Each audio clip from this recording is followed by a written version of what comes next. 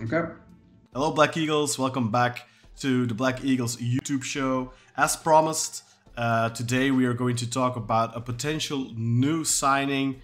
Of course, Jackson Muleka left earlier yesterday and he went to Saudi Arabia to Al Khalud. That means that opens the door for a new arrival, as we saw last week when Amir joined Çaykur Rizespor. The move of Şerendur was quickly made official, and hopefully the same will happen this time around. And the person that seems to be closest to Beşiktaş right now, or the player rather that is closer to Beşiktaş at the moment, seems to be the 19-year-old Brazilian winger Ängelo Gabriel from Chelsea. But he hasn't actually played an official match at Chelsea. He's been out on loan at Strasbourg last season in France, but he has played the majority of his career, or honestly other than this last season at Strasbourg, for Santos, one of the biggest clubs, of course, in Brazil. And here to talk to us about Ângelo's time at Santos is Peter Shea. Peter, welcome to the show and thank you for joining us. Yeah, no, it's absolutely my pleasure, and thanks so much for having me. Peter, you've watched Ângelo grow up in front of your eyes, of course. I believe he made his debut back in 2020 when he was 15 or 16 years old. Is that correct? Yeah, I believe the story was he signed his contract when he was 15, his professional contract, and he made his debut I think 2 or 3 days after his 16th birthday, which actually means he's the second youngest player to ever come on for Santos, beating out even Pelé, the great Pelé, and second only to Coutinho, not Felipe Coutinho, but the Coutinho who was kind of the Dennis Rodman to Pelé's Michael Jordan, kind of the second fiddle, but still a great player. So Ângelo has already made history. Really the second he's stepped foot on the pitch for Santos. Of course, I've done a little bit of research already on Ângelo, and you can also see some footage playing on the side there of his nifty footwork. But yeah, I want to hear your first-hand experience watching him play. He's a left-footed right winger, and he's described as a playmaking winger, a creative player. How exactly does that translate to the pitch? Or how have you seen it translate to the pitch? And would you agree with that description of Ângelo? Yeah, absolutely. And I'm really glad you said that from the top, because one of the things we got from a lot of Chelsea fans when the transfer first took place was a bit of a concern. If you look at the most basic statistics, appearances, goals, assists, he can look like kind of an unimpressive player. I said it then and I'll say it again now, there's so much more to his game than just the goals and the assists. The archetype of the Brazilian winger. They like to cut in. He's an inverted winger, and you're wondering where these goals are. But like you said, he's more of a playmaker. And we were talking before the podcast, and I let you know that ice hockey was one of my favorite sports. And in hockey, you actually have 2 assists. You have the primary assist and the secondary assist. Yeah, the pre-assist. And I can't tell you how many times Ângelo gets that secondary assist, right? The pass before the assist. He's, a really amazing player at that, especially on the counterattack. And I think that's something that's really overlooked when you have people that are just taking a casual look at his stat line. And can be kind of concerned about the money that's being discussed when you look at a player like the Ângelo. But I can assure you, yeah, he's every bit, the quick, lightning fast, accelerating player that he's been made out to be, and really crucial in setting up that goal, whether it's putting the ball in the net, creating the assist, or that quote unquote secondary assist. Yeah. It's also proven in the data. If we just look at this last season at Strasbourg, he actually has 2.18 chances created per game. 2.15, I should say. Sorry, it's 2.15 chances per game. Just to give our viewers an idea, I think in in his best season at Beşiktaş, Rashid Ghazal was around 2 chances per game. So Ângelo really last season at Strasbourg, not even always a starter there, very high in those metrics, chances created. Let me have a look here at the expected assist stat, if I can find that. Yeah, expected assists 0.25 per game, so that's really not too shabby either. That does seem like a very creative player. I did some reading, and it goes back a few years already, but I was reading, I think, some of your tweets and some of other Brazilian football connoisseurs, and they were saying that one of his biggest working points, I should say, is probably converting chances to goals. That is, of course, something that he's still very young. He's still only 19, is turning 20 in December. Is that something you seen him develop as the seasons went on at Santos? Yeah, I mean, you're definitely right. He has that, and a lot of Brazilian young starlets have this feel, especially when they're still in Brazil. Probably the most famous is Vinicius Jr. I always tell the story. When he first moved to Real Madrid, I had people reaching out to me in media that were wondering kind of what was wrong with Vinicius Jr. Why isn't he scoring the goals? And I said, that'll take time. And it's the same with Ângelo. He's just got this. He's just blessed with this incredible raw talent, and of course he's worked very hard to refine this. But it is a weak point in his game, his finishing. You mentioned the expected assists, the expected goals as well. I think he's running a little bit under that in terms of last season, but not too far under the XG. He didn't score last year, so that kind of goes to show you. But yeah, you'd kind of expect more from an inverted Brazilian winger. In the vein of Rodrigo. Of course, Rodrigo formed at the same club. And of course, Vinicius Jr. and Neymar, all these players that have that ability to cut inside and then put the ball in the back of the net. Ângelo hasn't shown that yet. But again, like you said, he's 19 years old. He battled injury last season.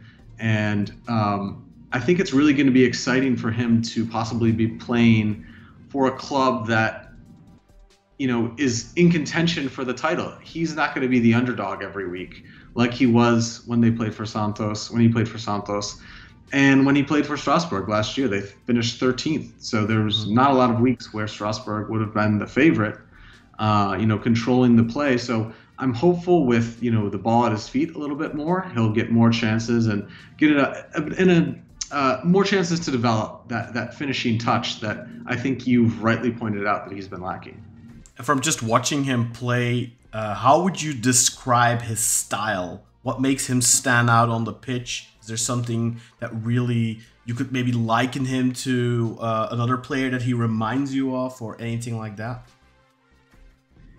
Yeah, I mean, one thing that we haven't mentioned yet that is really one of the biggest selling points of Ângelo and truly what makes him an elite prospect is his dribbling. Like you said, I was looking back at old tweets and reminiscing on his time at Santos in preparation for this, and I came across a graphic from my friend on Twitter. It's at Spy Football, and a great analytics guy on football from Argentina and Brazil. But he had a great graphic about elite dribblers in the 2022 Brasileirão, the Brazilian domestic league.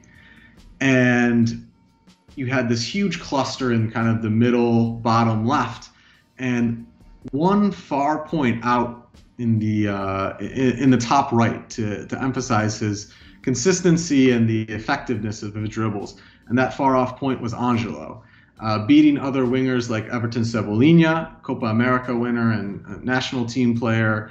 You had players like Igor Paschal, who's a star for Feyenoord in the Dutch league.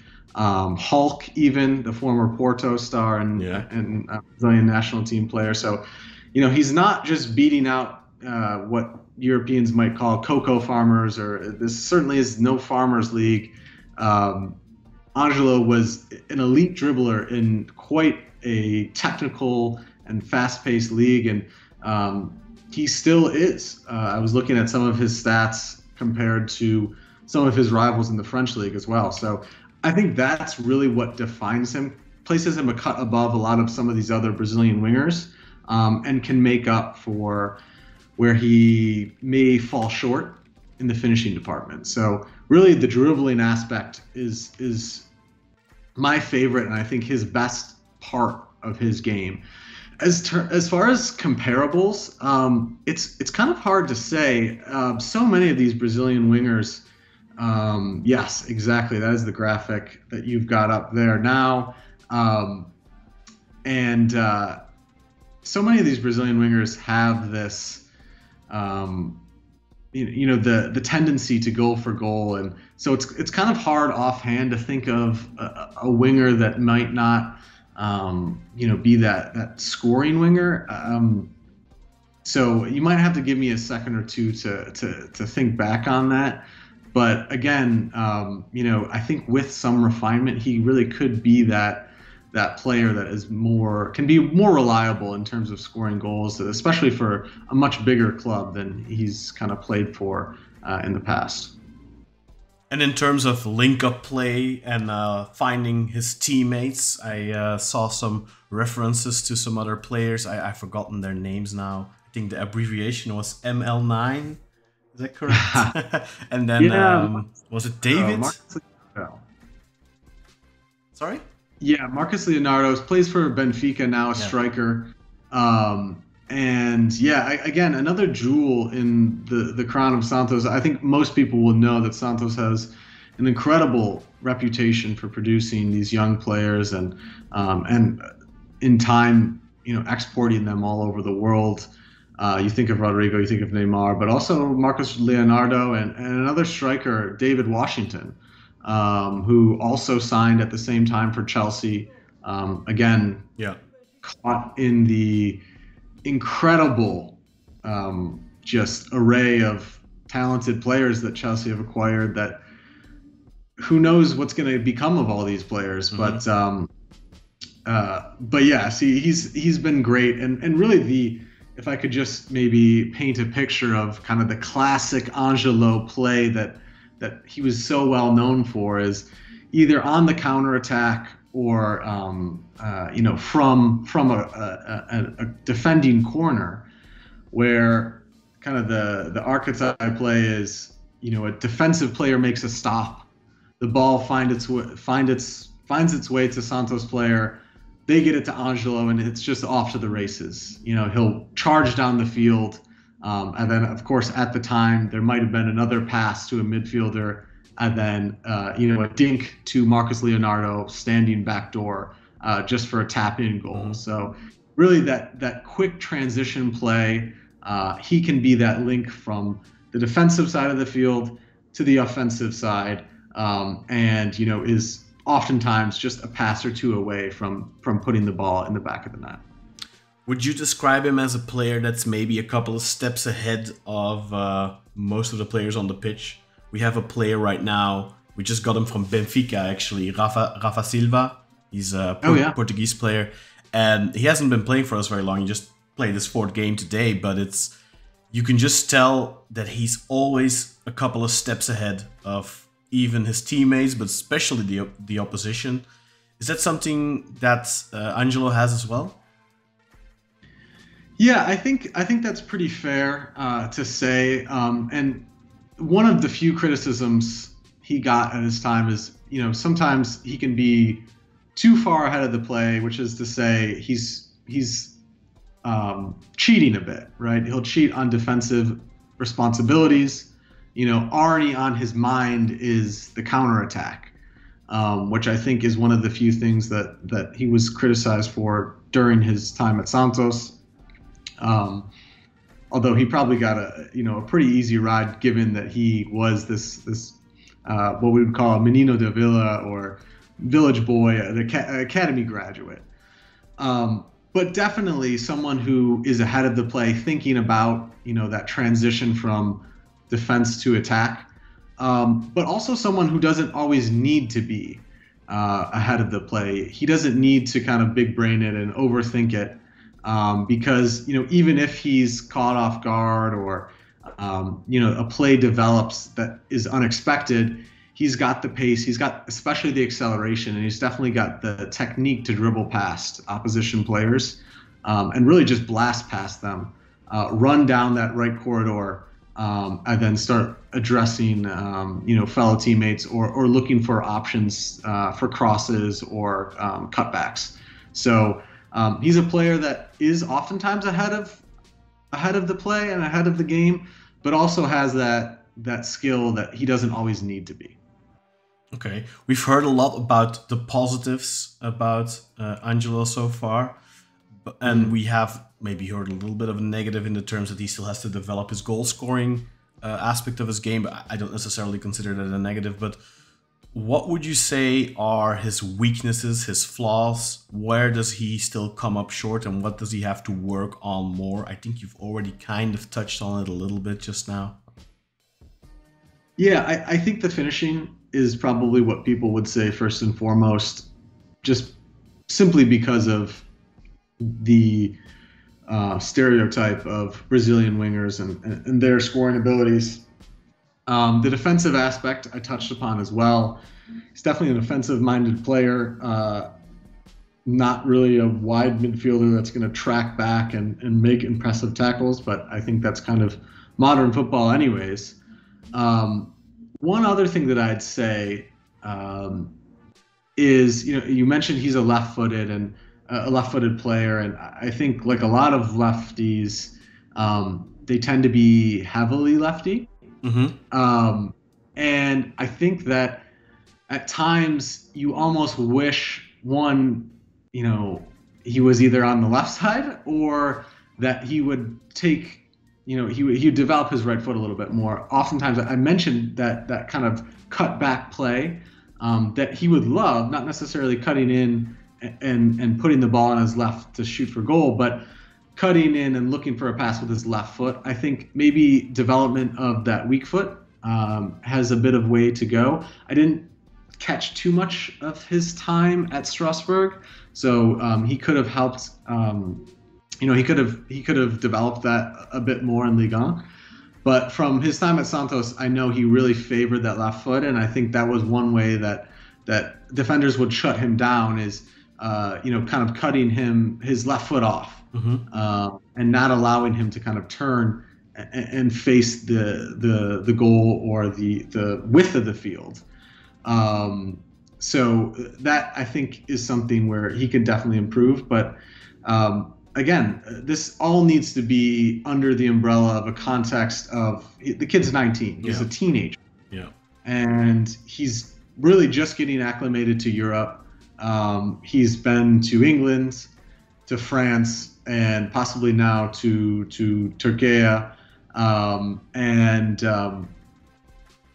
Just give him time, because these things are not things that should get in the way of him becoming a very good player and possibly a great player on the other side of the Atlantic. Yeah, it really looks like in Brazil he was seen as an elite talent almost. Is that apt to describe him like that? Yeah, maybe not elite talent, but elite prospect. And there's been a phenomenon recently, last 10, 15 years, of these Brazilian players keep leaving earlier and earlier. So it's very rare that a player, Neymar stayed for probably longer than would be fathomable nowadays, but that was only 10-ish years ago, 10, 11 years ago. And so these players are so raw, it's hard to call them an elite player. I mean, you've got Enrique and maybe Estevao as well for Palmeiras that definitely are that, but Ângelo's time, I think he was mostly considered an elite prospect, elite in dribbling, but not totally developed, doesn't have that full package yet. So, but definitely, I mean, the creme de la creme, like the most elite prospect of that era, or one of the most elite prospects of that era, for sure, hands down. Yeah, sounds like an extremely exciting player and somebody that, I mean, obviously it still has to happen, but these are the type of players, when I look at it, I think Shakhtar Donetsk. You know, Shakhtar in the 2000s and in the 2010s, they went to get those really talented young Brazilian players like Fred, for example, who's playing for Fenerbahce right now. Alex Teixeira, who played for us actually briefly, but of course had his main glory period at Shakhtar before moving to China when that was still a thing. Yeah. These are usually the level of talents you don't really see coming to Turkey because they're usually not affordable for Turkish clubs.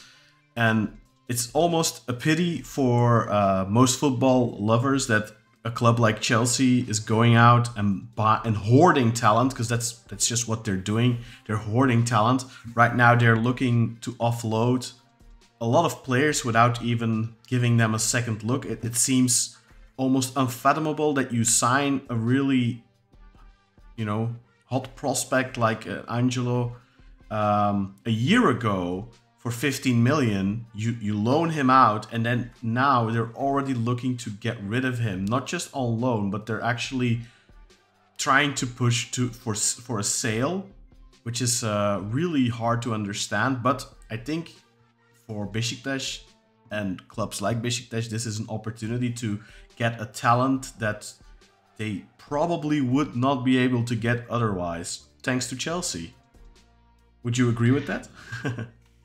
Yeah, absolutely. And please, if I start to ramble, then stop me, because I have all sorts of views about,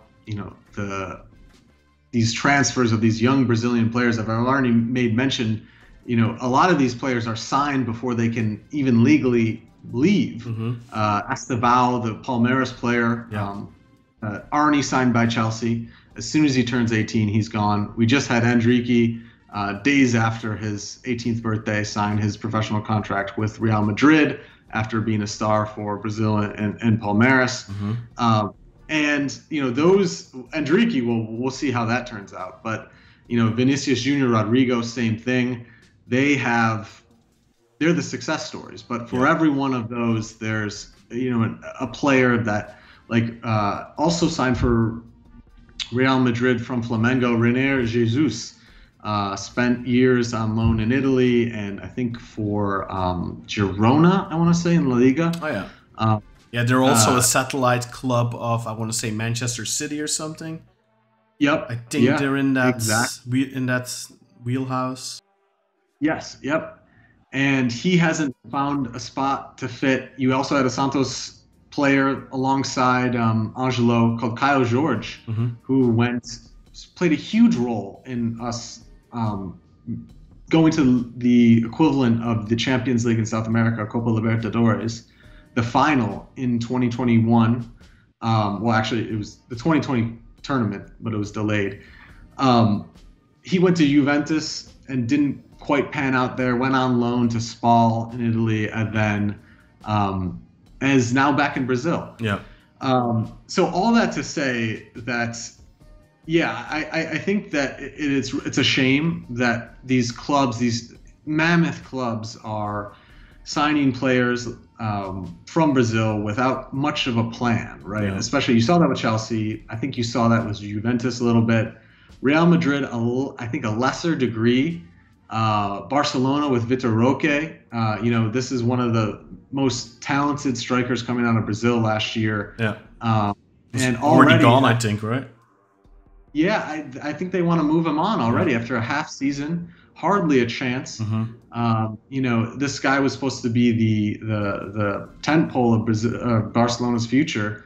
Kind of opposite. It was almost like a movie, geared towards opposite his number in Real Madrid, Endrique, and now it looks like his career's stalled. So I think these clubs and these players need to think a lot differently about when they go to Europe, where they go to Europe, and conversely, Marcos Leonardo, who we referenced earlier, again, a striker who put in the time in Brazil, probably stayed a little bit later than he would have wanted to. I think he stayed a window past where he wanted to. has hit the ground running in Benfica. Yeah. And so I think there's just an enormous conversation that needs to be had about these kids going to Europe too soon, and especially when they go to a club like Chelsea or Juventus, where they easily can just be lost in the vast array of talent that these clubs have. Yeah. And you wonder if they're better served if they're going to make that jump so young, going to a club like Benfica, who are an elite club. They're going to play Champions League. They could be a contender for Europa League. Who knows how far they can get in Champions League, like a Beşiktaş, like some of these other clubs that aren't from a Big Five league, if you can count Ligue 1 even anymore, which I'm not sure that I do, but that can play European football at an elite level. That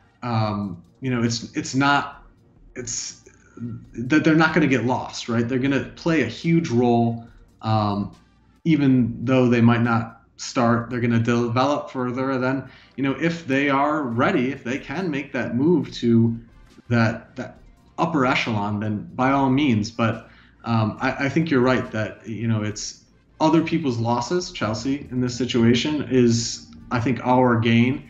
And when I say our, I mean not only you as a Beşiktaş fan, but also the people that want to see different teams being more competitive. Because I think it's better for Ângelo to get out from under the yoke of Chelsea, but also better for football fans who are going to see this exciting young player who's got a lot of talent and upside play for a team that isn't traditionally a contender for the Champions League, but can they make a run in the Europa League? Can they win that competition? The more better players they have, the better chance they stand. So I think it's a good thing for Ângelo and for us as fans, but it may be coming a little bit later. I would have liked to see him not go to Chelsea. Yeah, I can understand that. But of course, one man's loss is another man's game. And hopefully it'll be our gain if we can actually sign this kid. He sounds like an incredibly exciting player. Also, the footage has been playing on the screen here.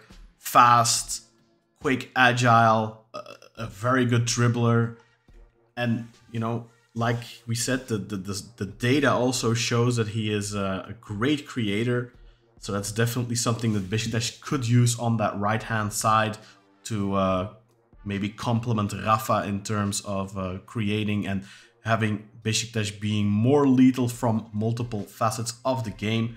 Is there anything else that you can think of that you would like to mention from Ângelo, Peter? I have a question for you, because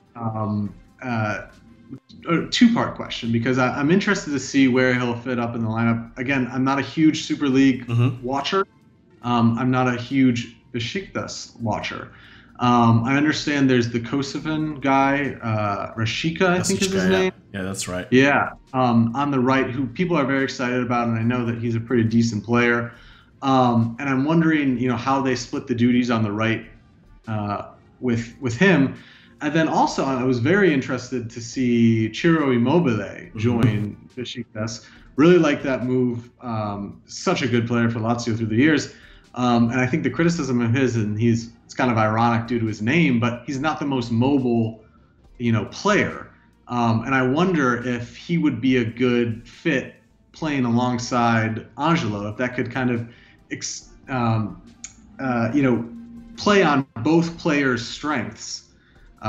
Where Ângelo becomes, the guy who's basically meant to put the ball on the platter for Immobile. So I'm wondering, what's your take on where he fits into the team in the pecking order, and then how you think he would be as a duo with Ciro Immobile? Well, I think a lot of it depends on the future prospect. If Beşiktaş can sign him on a loan with a realistic option to buy or flat out buy him, I think it'll be a loan with, I'm sort of hoping, an obligation that triggers after X amount of games or something like that. So that, that Beşiktaş have, how should I put it? That they're not just developing a player for Chelsea, if you know what I mean. because Beşiktaş aren't Strasbourg, with all due respect. I think Strasbourg is very happy when they can loan a player from Chelsea. But for Beşiktaş, of course, it's a bigger club. They want to bring in good players, but they want to be able to build forward on that, and then next season still benefit from that player being around, either being around or perhaps selling him. I do think, given the profile, he is a better fit than Rashica. Rashica is, I think, a very serviceable right winger. On the weekend, he had a great game. I think today against Lugano, he was one of the few players that wasn't on his best, I would say. He's more of a player that has to... He's more a mentality player, right? He's somebody that works hard, helps out the defense. He's relatively quick. He has a decent shot, but he's not super creative. I think his layoffs, his crosses, all of that aren't great. It's good, you know. It's hit or miss a little bit. He's a good player, but I think he's more, in an ideal world, with the level that Beşiktaş should strive to attain, I think he's more a rotation player. And if Ângelo can come in and settle, and I think he would be more seen as the starter once he gets settled, if that makes sense. I think he'd be more... Yeah, right now Rafa is really... He's the guy that makes the motor spur, so to speak. Ciro is... I mean, I wouldn't say he's not very mobile. He actually works really hard. He drops down. He helps out the midfield a lot. And I think one of his biggest issues is that he probably wastes a little bit too much energy. I actually had a talk with a Lazio podcaster and journalist Vittorio Campanile recently about Ciro when he came. And he said, well, one of his biggest issues is that he's always working very hard, but he's 34 years old now. Maybe he should learn to dose his energy more. And I'm seeing that a little bit. Of course, he had a lot of injuries last season, so maybe he still has to... I think he still needs to grow, and his stamina still needs to get to the point where it is. But right now, it feels like with Immobile, it's like 60, 70 minutes, and his tank is empty. So I hope that will develop. But I definitely think that Immobile is somebody that will benefit greatly from a player that can actually consistently pick him out and set him up, because one of the big issues against Samsunspor was that Immobile didn't get a single chance. We won the game 2-0, but I don't think our players found him once.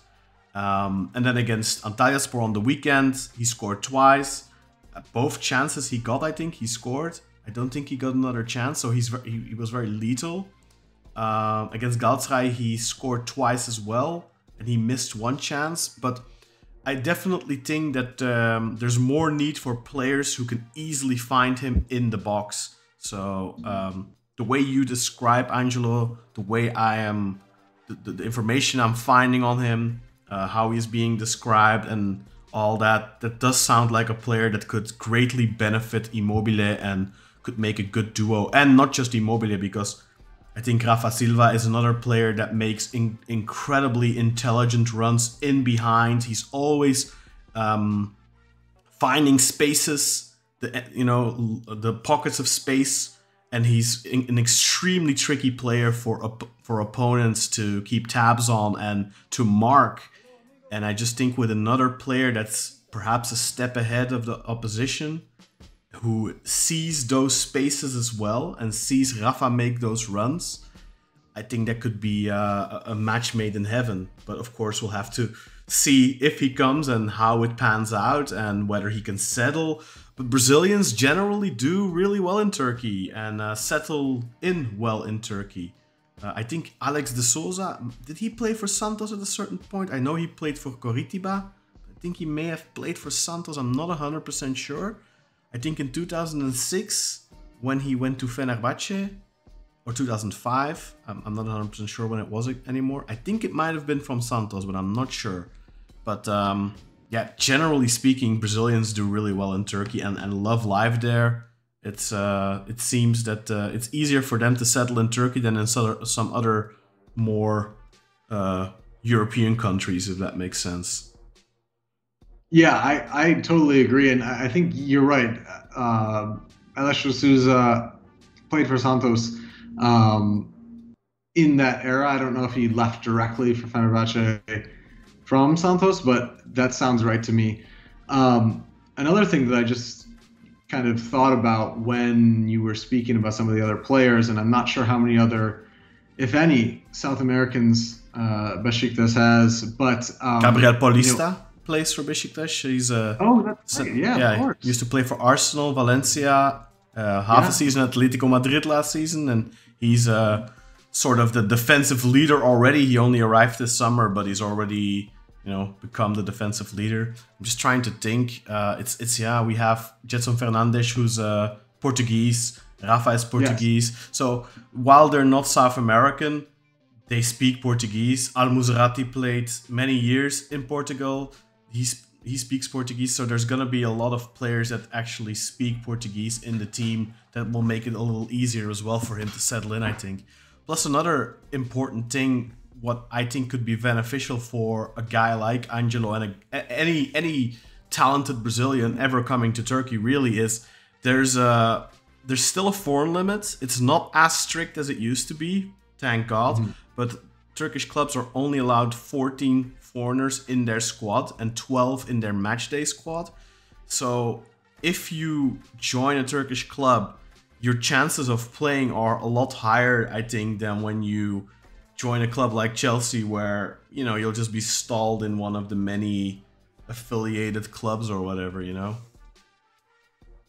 Yeah, definitely. I'd love to hear that. The foreign players rule, because I think it makes Super League a lot more competitive. And yeah, you made the exact point that I had thought of, is the Portuguese players there should help him. Gabriel Paulista, I can't believe I forgot about him. Probably seems like a great leader and someone who can take Ângelo under his wing. And I think is Abubakar still playing as well? I think he played. He's there as well, but they're trying to get him to find another club, which is difficult because he's got a year contract left, but he has a decent contract. He makes about 3 million euros a year, so it's a little tough to get him to find another club, I think, because he didn't do that well in Saudi Arabia, and I think if he would have done better there, he probably would have had Saudi Arabian clubs coming knocking for him now, because really in terms of production the last 18 months, he did really well. I think he scored over 20 goals. The problem is that physically he's just... it's not what it used to be, unfortunately. And with Immobile arriving now, there's not really room for him due to that foreign limit as well, because they want to make room for new, young, exciting players. Beşiktaş are coming off of a horrible season, one of their worst in history. But they have really done a good job at starting to rebuild that team. The team has started off really well with a 5-0 win in the Super Cup against the champions Galatasaray, 2 wins in the league out of 2, and now just, of course, they somewhat disappointing draw against Lugano, but it's away, so good chances to go through still. So a good start to the season for Beşiktaş, and the team is looking like night and day compared to last season, and that's mainly due to the quality injection, and that's also why a lot of the players that were there last season are trying to being offloaded now, and Abubakar is one of them, unfortunately, but he also speaks fluent Portuguese, of course, so he could also play a role in that if he were to stay. But he might stay actually, because it will be difficult to find a solution for him, I think, but we'll have to wait and see till the end of the window. Got it. Okay, yeah. So it sounds like he's got everything he needs to be successful, including a support group, if you will, of players, and I'm sure staff that can make him feel right at home. And I've never been, but a few of my friends have spent time in Istanbul, and nothing but good things to say. So, and it seems like you're right. Brazilian players seem to do really well in the Super League. So I'm optimistic. And for me, I think for the deals that I've seen that have been floated, or for the worst case scenario of staying at Chelsea, I think this is a great option, and you know, I really hope it goes through. Yeah, I hope so too. He sounds like a terrific player, somebody that could really help lift us to that next level, and hopefully it happens. But Peter, I heard you mention a podcast earlier. You also have your own podcast. Would you mind plugging it? Yeah, sure. So my buddy and I, Enric, do a podcast all about Brazilian football. I believe it's the only English language podcast all about Brazilian football, and it's called The Smoking Snake. And you can find us on Spotify, Apple, you know, wherever you can get your podcasts. You can follow us on Twitter at The Smoking SNK. So that's The Smoking Snake without the vowels in the word snake. So The Smoking Snake on Twitter. And then you can follow, if you want, only Santos. If you want to know what the club is up to, any new players coming through, you can also follow my account on Twitter at Santos FC _Inglés. Yep, on the screen there.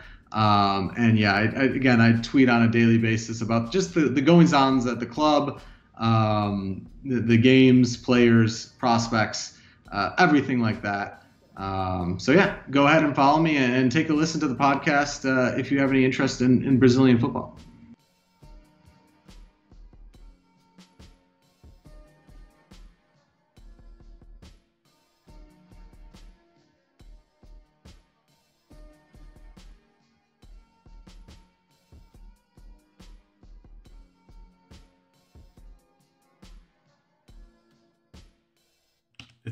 I had myself muted there. Great. So go and check out Peter's account, and then you can find The Smoking Snake and all those accounts there as well, I'm sure. Check out the podcast, of course. Brazilian football, one of the biggest pools of talent throughout football history. So definitely worth keeping tabs on what's coming through in the Brasileiro, I believe it's called. So go and check out their podcast. I'm sure you won't regret it. Add it to your weekly listens. And Peter, I just want to thank you very much for your time. I know you came straight from work just to talk to us. So thank you very much for joining us. Yeah, no, thank you. Seriously, the pleasure is all mine. I like to say this in my interviews, but as you guys can tell from my accent, I'm from the U.S., so I don't have a lot of outlets to talk about football and much less about Brazilian football. So really thank you. And thank you for staying up extra late. You know, I came straight from work, but I'm sure you want to go to bed. So again, thanks for having me. Thank you, Peter. I hope if Ângelo does end up signing for Beşiktaş, I hope you'll keep close tabs on him and maybe start watching a little bit of Turkish football and following Beşiktaş, of course. And maybe we can have you on again in down the road to talk about how great he's doing in Istanbul. Yeah, absolutely. I would love nothing more. Well, thank you again, Peter. And thank you very much for listening to this Black Eagles special on Ängelo Gabriel, a potential new signing for Beşiktaş in the coming days. Let's hope it comes to fruition because he sounds like quite the catch for us. A unique opportunity even perhaps for us to sign an elite prospect from Brazil. Thank you and see you again next time. We'll of course have our usual live show later today at 8 o'clock Central European or 9 o'clock Turkish time. We'll be talking all about the Lugano game that just finished a couple of hours ago. It finished 3-3 of course. So stay tuned for that later and thank you for watching. Bye.